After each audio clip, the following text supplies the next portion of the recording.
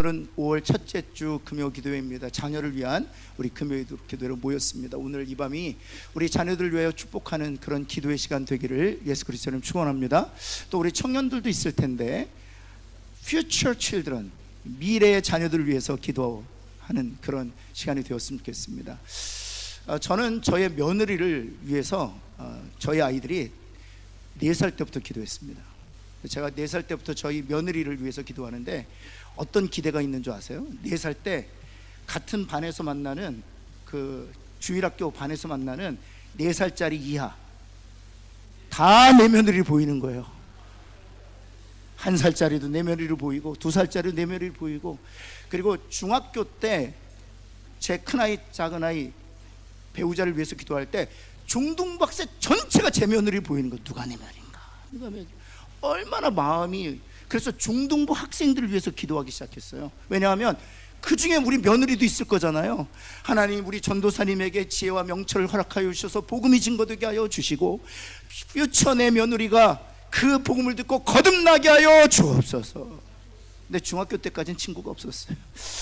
고등학교 때 우리 고등부 학생들 위해서 기도하고 하나님, 복음이 증거되고 내 며느리도 복음 듣고 구원할. 그때는 하나님께서 기도를 확장시키셨는데 우리 교회에서만 며느리를 찾았는데 다른 교회에서 다닐 수도 있잖아요. 그래서 이 땅에는 교회를 위해서 기도하기 시작했어요. 기도가 넓어지더라고요. 여러분, 아직 자녀가 없지만 또 며느리가 없지만 사위가 없지만 위해서 기도하시는 그런 저와 여러분 되기를 바랍니다. 그러면 그 기도를 하나님께 다 저장하고 계셨다가 하나님께 쓰시는 것이죠. 오늘은 하나님이 찾으시는 사람이라는 제목으로 우리 자녀들을 위해서 기도할 때 정말 무엇을 위해서 기도할지를 4가지를 우리 살펴보면서 함께 은혜를 나누고자 합니다. 여러분, 하나님께서 사울이라는 왕을 패하셨습니다. 그리고 나서 하나님께서 오늘 1절에 보면 사무엘에게 이렇게 말씀하셨어요. 뿔에 기름을 채워서 이새의 집으로 가라는 것입니다. 그리고 그 이새의 집에 내가 한 왕을 보았다, 이렇게 말씀하시는 것이죠. 그리고 나서 사무엘이 하나님의 말씀을 따라 뿔에 기름을 채워서 이새 집으로 갑니다. 그리고 나서 이새 집에 도착했더니 큰아들 엘리압이 나타났죠. 그리고 그 엘리압을 바라보면서 우리가 잘 알던 16장 6절 말씀에 사무엘이 이렇게 엘리압을 향하여 이야기합니다. 사무엘이 엘리압을 보고 마음에 이르기를 여호와의 기름 부으실 자가 과연 주님 앞에 있도다. 여호와의 기름 부으실 자가 과연 주님 앞에 있도다. 여러분, 사무엘이 영적인 거장이었잖아요. 그래서 영적인 안목으로 볼 때 이 엘리압이 하나님께서 말씀하셨던, 하나님이 보셨다는 그 왕이구나 했다는 것이죠. 옆에 있는 분 한번 볼까요? 한번 이렇게 한번 축복하고, 왕이로시군요 한번 할까요? 예, 당신은 왕상입니다. 왕상. 예, 그런 거죠. 엘리압이 왕상, 왕의 용모를 가졌다, 이겁니다. 그런데 하나님께서 뜻밖의 말씀을 하시는 거죠. 16장 7절에 이렇게 말씀하십니다. 내가 보는 것은 무엇을 본다? 중심 본다, 이렇게 말씀하세요. 내가 보는 게 있는데 나는 중심 본다, 이런 거예요. 여러분, 그렇다면 그 중심이 무엇인지를 이해하는 게 되게 중요하겠죠. 이 중심을 모르기 때문에 우리는 신앙생활을 하면서 이 세상의 가치대로 나를 준비해 갑니다. 목회자도 마찬가지입니다. 제가 전도사 때도 마찬가지고 부목사 때도 마찬가지입니다. 내가 이제 담임 목사가 되면 이런 스펙을 쌓고 이런 리더십을 갖추고 이런 목회자가 되겠다. 여기 장로님들도 마찬가지죠. 내가 장로가 되면 이런 장로가 되겠다. 안수 입사님, 권사님 마찬가지예요. 내가 직분자가 되면 이런 직분자가 되겠다, 이런 교사가 되겠다, 이런 팀을 이끌어가는 리더가 되겠다. 그러니까 서로 나름대로 가지고 있는 생각이 있습니다. 근데 대부분이 성경에서 하나님께서 말씀하시는 상이 아니에요. 이 세상 사람들이 말하는 리더, 이 세상 사람들이 존경할 만한 그런 지도자, 그 가치를 그대로 가져와서 그렇게 하면 하나님 앞에 쓰임받을 수 있을 거라고 생각한다는 거죠. 그래서 이 부모의 생각이 바뀌지 아니하면 우리가 세상의 가치인지 모르고 그런 세상에 바벨탑을 쌓던 그런 리더들이 되게 해달라고 하나님 앞에 계속 간구하는 거예요. 그래서 우리 기도가 응답되지 않는다라고 탄식하기보다는 내 기도가 정말 성경에 근거하고 있는지, 정말 하나님의 생각과 하나님의 뜻과 내 자녀를 향한 하나님의 뜻과 하나님의 계획과 일치하고 있는지 먼저 점검할 필요가 있다는 사실이죠. 그래서 우리의 기도가 하나님의 뜻과 하나님의 계획과 조율돼야 아름다운 하모니를 만들어낼 수 있는 것이죠. 그래서 하나님께서 말씀하세요. 여러분, 영적인 거장인 사무엘도 실수하잖아요. 여러분, 사무엘이 어떤 사람입니까? 그렇죠? 그런데 엘리압을 보고 하나님이 택하신 왕이다 라고 생각했을 정도니까, 여러분, 우리의 눈을 의심할 필요가 있어요. 그래서 우리의 눈을 그리고 우리의 기도 제목을 다시 한번 점검할 필요가 있고요. 그래서 우리의 생각과 우리의 그 생각으로부터 나오는 기도 제목을 하나님의 말씀과 일치시키는 것이 중요합니다. 그래야 하나님이 쓰시고 하나님이 찾으시는 사람으로 우리의 자녀들이 성장하지 않겠습니까? 그래서 내가 보는 건 중심이다 라고 말씀하셨는데, 그 중심이 무엇인가를 네 가지를 짧게 좀 살펴보면서 기도 제목으로 삼기를 원합니다. 첫 번째는 무엇인가 하면, 이것은 자녀들을 위한 기도 제목이기도 하지만 나 자신을 위한 기도 제목이기도 해요. 우리 교회를 위한 기도 제목이기도 하죠. 우리 한번 다 같이 한번 읽을까요? 시작. 오직 하나님의 이름을 의지하는 마음, 이것이 하나님이 보시는 오직 사람 의지하지 않고 하나님만을 의지하는 마음, 이것이 바로 하나님이 보셨던 중심이었다는 것입니다. 여러분, 시편 20편 7절 말씀 한번 볼까요? 우리 한글로 된 것만 한번 같이 한번 읽겠습니다. 어떤 사람은, 시작.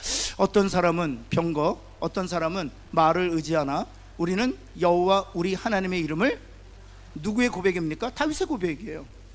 어떤 사람은 병거를, 어떤 사람은 말을 의지한다는 것입니다. 고대 근동지방에 있어서 병거와 말은 나라를 통치하고 나라를 다스리는 데서 가장 절대적으로 필요한 것이었습니다. 우리의 가정을 경영하고 또 교회를 일구어 갈 때 가장 필요한 것이라고 생각할 때 무엇이냐는 거죠. 근데 그것 의지하지 않겠다는 것입니다. 나는 오직 하나님의 이름만을 자랑하겠다라고 했는데, 이 자랑이라는 것은 We trust in the name of the Lord our God, 이렇게 되어 있어요. trust란다, 신뢰한다, 하나님만을 신뢰한다. 더 정확히 말하면 하나님의 이름만을 신뢰한다. We trust in the Lord, 하나님의 이름만을 신뢰한다, 그런 뜻이죠. 여러분, 하나님의 이름을 신뢰한다는 것이 무엇인지를 우리가 이해할 필요가 있습니다. 일전에 제가 잠깐 말씀드렸지만, 여러분, 그 하나님의 이름이 거룩히 여김을 받으시옵소서라고 할 때 그 하나님의 이름이 무엇인지, 그리고 We trust in the Lord, name of the Lord, 주님의 이름을 신뢰한다는 것이 무엇인지, 그 주님의 그 의미를 좀 이해할 필요가 있어요. 그것이 무엇인가 하면, 여러분, 구약 성경에는 하나님을 자기 자신을 드러내시기 위하여, 하나님이 우리 자신을 드러내시지 않으면 우리는 하나님에 대해서 알 수 없습니다. 우리는 하나님에 대한 선제적 지식을 갖고 있지 않기 때문에. 그래서 하나님이 당신을 드러내 보여주셔야 돼요. 여러분, 저희 아버님도 아버님하고 아들 사이도 마찬가지입니다. 저희 아버님이 당신에 대해서 말씀하지 않으시면 저는 아버님을 알 수가 없어요. 제가 일전에도 말씀드렸나요? 저희 아버님이 왼쪽 눈인가 오른쪽 눈이신가, 어느 쪽 눈인지 잘 모르겠는데 눈이 하나 없으세요. 어느 쪽이지? 왼쪽 눈이신 것 같은데, 하여튼 그 정도로 아버님이 눈이 한쪽 없다는 사실을 우리가 인식하지 못하고 살았어요. 그만큼 아버님은 자기 눈에 대해서 얘기하지 않으셨습니다. 단 한 번도 얘기하지 않으셨어요. 왜 아버지가 눈을 잃으셨는지 앉혀놓고 말씀을 해주신 적이 없어요. 그래서 제가 드디어 몇 년 전에 물었다니까요. 저희 어머니한테는 들었어요. 눈이 왜 그렇게 고장이 나서 계시는지는 어머니도 몰라요. 알려주시지 않았어요. 근데 어머니가 말씀하셨던 일화는 이거였습니다. 결혼하고 보니까 눈이 하나 없더라는 거예요. 그래서 제가 물었죠. 아니, 그러면 눈이 하나 없다는 사실을 모르고 결혼하셨냐고. 어머니는 알긴 알았대요. 그런데 그 눈이 사기인 건지는 몰랐대요. 눈이 플라스틱이 아니었어요. 예전에는 사기를 집어넣고 거기다 이렇게 동그라미를 그은 거예요. 그래서 결혼하고 나서 저희 아버지가 37에 결혼하셨거든요. 여기가 자꾸 처지더라는 거예요. 그래서 여보, 당신 거기 왜 처지냐고 그랬더니 이게 사기구슬이에요, 사기구슬. 그래서 어머니가 결혼해서 제일 처음으로 아버님한테 신혼 선물로 주었던 게 눈이랍니다. 이런 얘기를 해주시면 알잖아요. 그리고 나서도 우리 집에서는 아버님의 눈이 왜 이러셨는지를 금기어 같이 됐어요. 비밀도 아닌데. 그래서 제가 몇 년 전에 여쭸어요, 저희 아버님한테. 용기를 내서, 아버지, 눈이 왜 없어지셨어요? 그랬더니 아버님이, 그러게, 나도 모르겠다, 그러시는 거예요. 하도 오랫동안 얘기를 안 하셔가지고 본인도 잊어버린 거예요. 왜냐하면 심리학에 보면 그게 너무 상처가 크면 마비 현상이 일어나서 잊어버리거든, 그 사건 자체를. 그러다 보니까 아버님도 모르셔서 얘기를 못 해주신 거였더라고요. 여러분, 제가 이 말씀을 왜 드리는 겁니까? 말씀 안 해주시면 몰라요. 한 번은 제가 부목사로 있었던 교회에서 아버지하고 어머니하고 엄마하고 아이들하고 선교를 같이 가는 프로젝트를 보냈어요. 다 따로 다니잖아요. 중고등부 수련회 따로 가고 청년부 수련회 따로 가고, 또 부모님들은 여름에 또 선교 따로 가잖아요. 근데 그 교회에서 기도하면서 선교부에서 프로젝트를 했는데 가족이 함께 선교여행 간다. 그리고 가족이 함께 갔다 왔어요. 한 7가족이 시청해서 함께 갔다 왔어요. 그런데 갔다 와서 간증을 하는데 자녀들이 뭐라고 간증했는 줄 아세요? 우리 아버지 엄마가 그렇게 신앙 좋은 줄은 처음 알았대요. 정말 처음 알았대요. 아이들이 하나같이 하는 얘기가, 우리 아버지가 그렇게 기도를 유창하게 하는지 몰랐대요. 우리 어머니가 그렇게 예수님 잘 믿는지 몰랐대요. 보여준 적이 없으니까. 제가 말씀드리려고 하는, 하나님도 마찬가지예요. 하나님을 알려주시지 않으면 우리는 알 수가 없습니다. 그래서 하나님이 당신을 알려주시는 방법으로 당신의 이름들을 구약 성경에 나열하는 거예요. 그래서 엘샤다이, 전능한, 하나님이 전능하시다, 그래서 이름으로 알려주시는 거예요. 여호와 라파, 하나님은 치료하신다. 우리 질병만 치료하실 뿐만 아니라 우리의 상황과 사건도 치료하신다. 육체만 치료하시는 것이 아니라 마음의 질병도 치료하신다. 죄의 문제도 치료하신다. 치료하신 하나님, 회복하신 하나님이라는 것을 가르쳐 주시는 거예요. 여러분, 또한 여호와 니시, 승리하게 하신다. 어떤 상황에서도 승리하게 하신다. 예수 그리스도의 십자가가 바로 여호와께서 드신 가장 위대한 깃발이었잖아요. 죄와 사망과 심판과 저주의 권세로부터 승리케 하신 것이 바로 십자가였지 않습니까? 여호와 니시, 그 이름들을 통해서 하나님께서 우리에게 말씀하시죠. 그래서 다윗이 무엇이라고 고백하냐? 나는 말이나 병거 의지하지 않는다. 오직 내가 신뢰하고 내가 확신하는 것이 있다면 여호와 하나님의 이름이다. 무엇이냐? 전능하신 하나님이다. 치료하시는 하나님이시다. 공급하신 하나님이시다. 승리케 하신 하나님이시다. 나는 그 하나님만을 신뢰한다 거예요. 사랑하는 성도 여러분, 우리 자녀들이 그 하나님의 이름을 신뢰하게 되기를 기도하는 밤 되시기를 예수 그리스도 이름으로 축원합니다. 여러분, 두 번째, 중심이다. 중심, 하나님 찾으시는 사람 중심이 뭐냐? 하나님 보시는 게 뭐냐? 고난 중에서도 하나님 찬송하는 겁니다. 여러분, 고난 중에서 우리는 하나님 찬송합니까? 원망합니까? 그렇죠, 원망하죠. 불평하죠. 여러분, 그런데 하나님 누구를 찾으시냐? 고난 중에서도 불평하지 않는 사람, 고난 중에서도 원망하지 않는 사람, 고난 중에서도 찬송이 끊이지 않는 사람, 그 사람을 하나님 찾으신다는 거예요. 왜 하나님 나를 안 쓰시지? 잘 보세요. 고난 중에서 세상 사람들처럼 똑같이 불평해요. 하나님 없는 사람처럼 똑같이 원망해요. 여러분, 그런데 하나님 누구를 찾으시냐? 고난 가운데서도 하나님 찬송하고, 역경과 고통 가운데서도 구원하신 하나님께 영광을 돌리는 사람, 그 사람을 찾으신다는 것이죠. 시편 57편 6절, 너무나 잘 아는 말씀이죠. 여러분, 사울 때문에 동굴에 갇혔지만 여러분, 다윗이 결정을 하죠. 같이 한번 읽어볼까요? 시작. 그들이 내 걸음을 막으려고 그물을 준비하였으니 내 영혼이 억울하도다. 그들이 내 앞에 웅덩이를 팠으나 자기들이 그 중에, 여러분, 사울이 웅덩이를 팠습니다. 그래서 다윗이 억울해 미치겠는 거예요. 그래서 7절에서 그가 무엇이라고 고백합니까? 바로 무엇이라고 고백합니까? 내 마음이 확정되었다. 내 마음이 확정되었다. 무엇하기로 확정했다? 찬송하기로, 노래하기로 확정했다 하는 것입니다. 옆에 있는 분에게 고난 중에서도 찬송한 자 됩시다 한번 할까요? 저는 저희 어머니를 참 좋아해요. 저희 어머니를 정말 좋아합니다. 근데 저희 어머니가 죄송합니다, 이게 여자로서 사랑을 받지 못했어요. 그 아들이 느낄 정도. 여러분, 여자가 저 닮았다고 생각해 보세요. 다시 한번 제 얼굴을 다시 보시고, 여자가 저 닮았다고 생각, 인생이 하나님의 은혜 없이는 살아가기 힘들겠죠.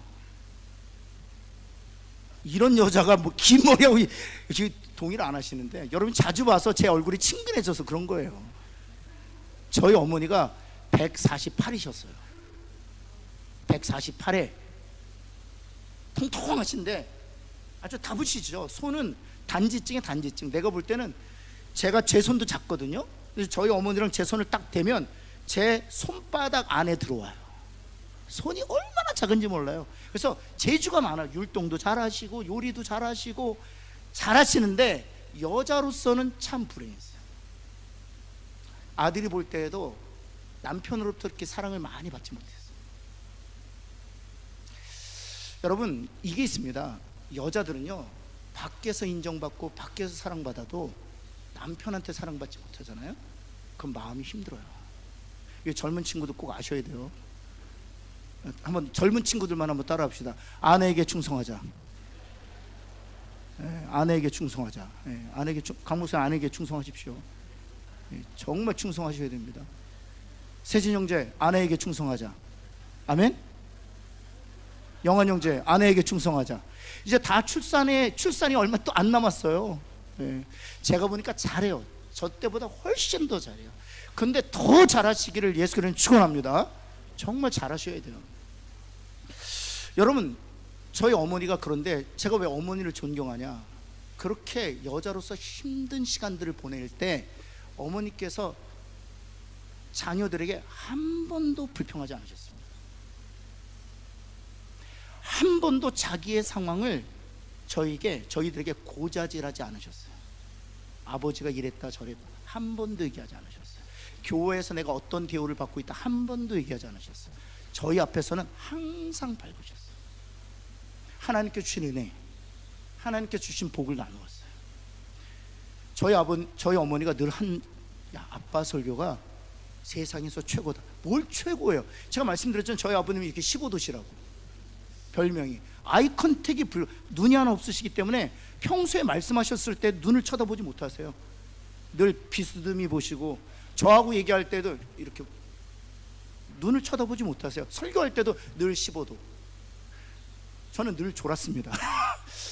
근데 저희 어머니는 항상 너희 아버지만큼 설교가 좋은 게 없다. 저희들 앞에서는 항상 아버님. 그리고 정말 힘들 때 있잖아요. 저는 그래서 대학생이 되고 나서 저희 어머님이 진짜 힘들구나 라는 사실을 언제 알았냐면, 이 찬양 부를 때 캄캄한 인생길 홀로 걸어가다 지치고 곤하여 내 영혼 깊은 잠이 들었었네. 이 찬양 부를 때 저는 어머니가 정말 힘드시구나, 지금 못 견딜 정도로 힘드시구나. 그러면서 후렴이 어떻게 됩니까? 내 영혼 어둠 속에 방황할 때 어디선가 들려오는 주님 음성, 깨어라 일어나라 달리다 굼 일어나라 일어나라. 아직도 서운합니다. 눈물을 뿌리면서 그 찬양을 부르며 자신의 영혼을 향하여 깨어나라고 일어나라고 다부지게 외치셨던 어머니의 모습이 서운합니다. 단 한 번도 불평하지, 단 한 번도 원망하지 않으셨어요. 자신이 살아야 될 걸어가는 그 삶에 대하여 자녀들이 한 번도 탄식하지 않으셨어요. 정말 힘들면 찬송했습니다. 사랑하는 성도 여러분, 하나님 누구를 찾으십니까? 원망하는 사람, 불평하는 사람. 세상 사람들은 다 하는 거예요. 다 하는 거예요. 늘 그래 왔어요. 하나님이 누구를 찾으시는 줄 아세요? 불평할 수 있습니다. 원망할 수 있는 상황이에요.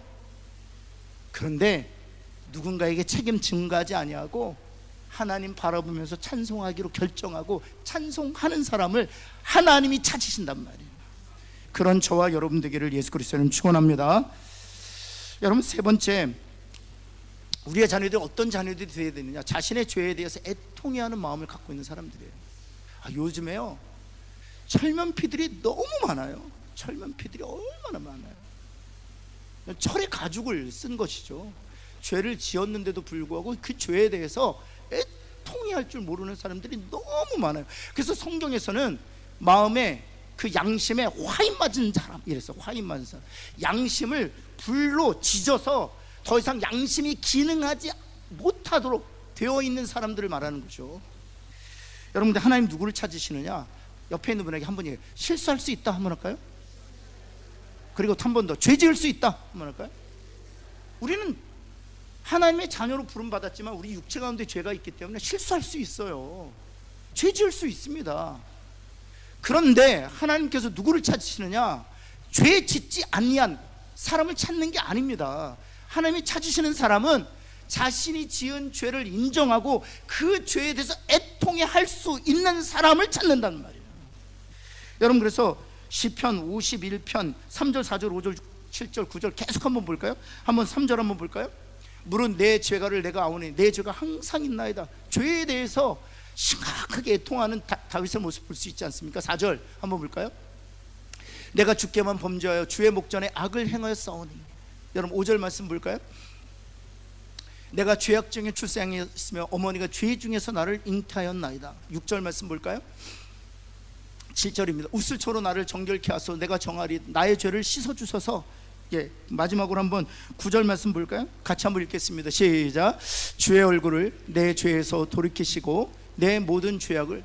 여러분, 각 절에서 죄에 대해서 얘기하고 있잖아요. 죄에 대해서 얼마나게 애통해하고 있으면 이 죄에 대해서 이렇게 다윗이 언급하고 있습니까? 그래서 17절에 그의 마음이, 죄에 대한 그의 마음이 그대로 보여져요. 하나님께서 구하시는 세상은 무슨 심령이다? 상한 심령이다. 죄로 인해서 상해버린, 부패해버린 심령이다. 하나님이여, 상하고 통회하는 마음을 주께서 어찌하냐 하신다?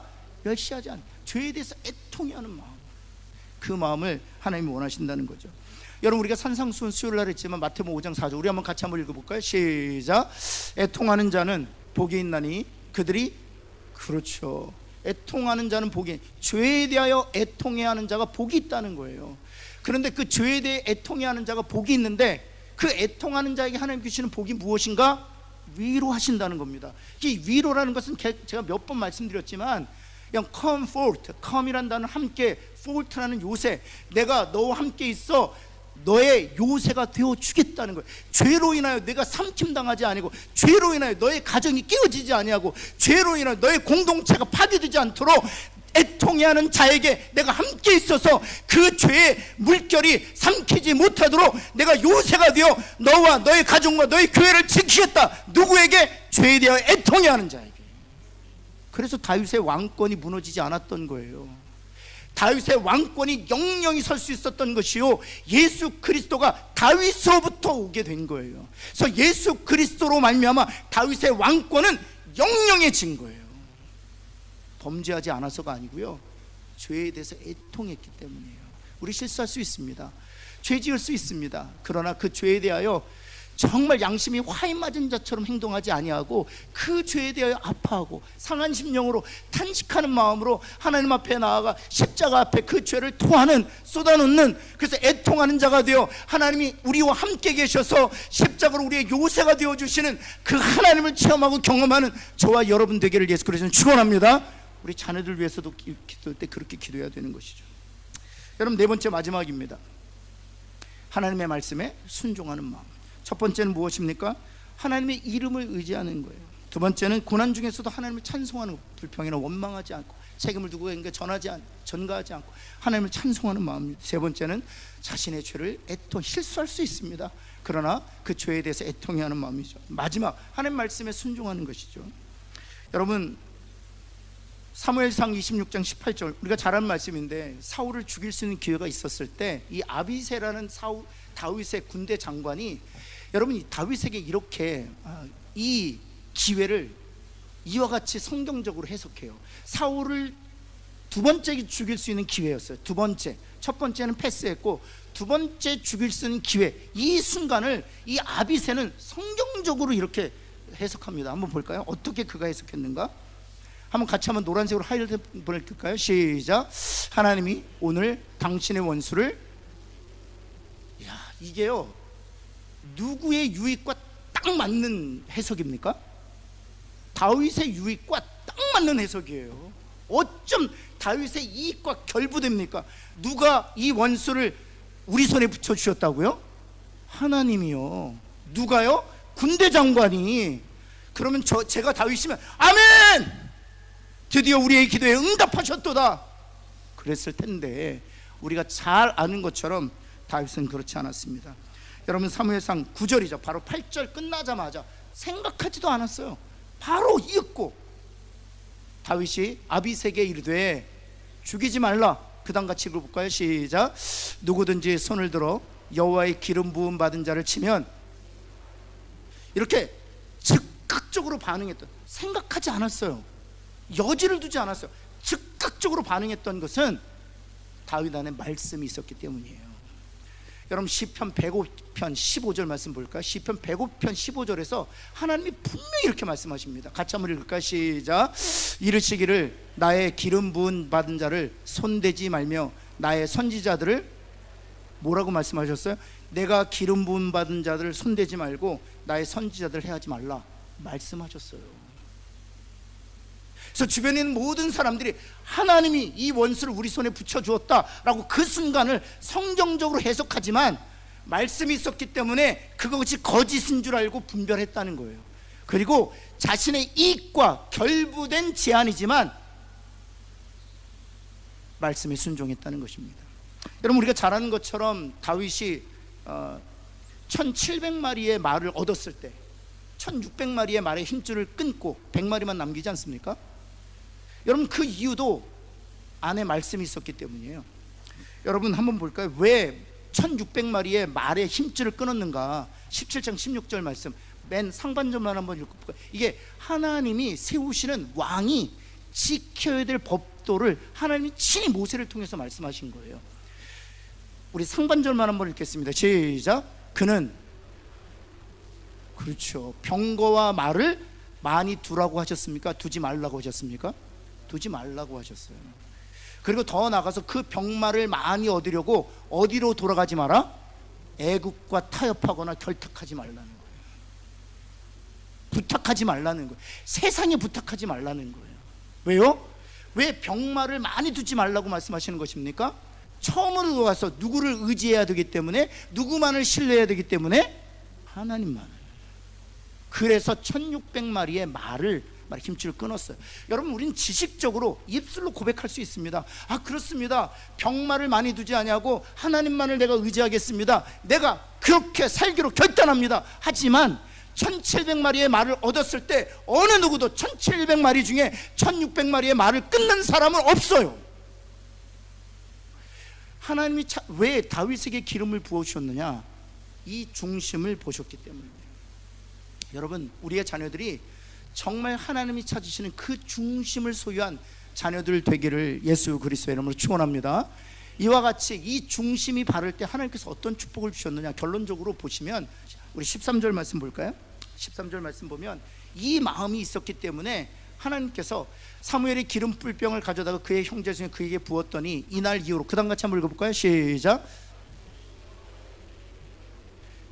여호와의 영은 한 단어로 뭘까요? 그렇죠, 성령님이죠. 성령님께 크게 감동되었다 이렇게 되어 있는데, 크게라는 단어가 사실은 어떤 단어? powerfully라는 단어예요. powerfully. 무슨 뜻이요? 강력하게, 이런 뜻이에요. 그래서 다윗이 여러분 골리앗 앞에 섰을 때, 그리고 바로 이 16장이지 않습니까? 바로 그 다음 17장에 이제 골리앗 앞에 서는 장이거든요. 17장에 섰을 때 골리앗 앞에서 다윗이 선포했던 그 메시지를 한번 보시겠어요? 이런 뭐 많지만 그 중에 47절 말씀만 보겠습니다. 여러분, 한번 같이 한번 읽어볼까요? 이게 다윗이 이때 티네이저였어요. 20세가 안 되었을 때입니다. 약 17세에서 18세밖에 안 되었을 때예요. 골리앗 앞에 섰을 때 같이 한번 읽겠습니다. 여호와의부터 시작. 여호와의 구원하심이 칼과 창에 있지 아니함을 이 무리에게 알게 하리라.